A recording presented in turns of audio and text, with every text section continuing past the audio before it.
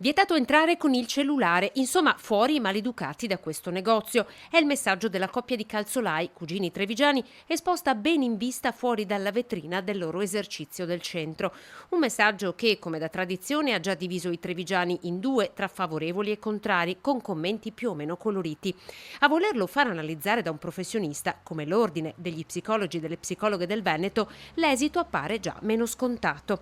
Ecco cosa ha detto la vicepresidente, la trevigiana Fortunata Pizzoferro, oggi in diretta su Antenna 3. Se per una persona che si è comportata con maleducazione io espongo un cartello che comunque è un rifiuto, no, che io non faccio entrare persone che per qualche motivo sono al telefono, le persone possono avere svariati motivi, a volte anche di urgenza. Comunque una comunicazione che esprime un rifiuto non fa altro che rispondere alla maleducazione con la maleducazione ed è questa l'escalation che dicevo prima.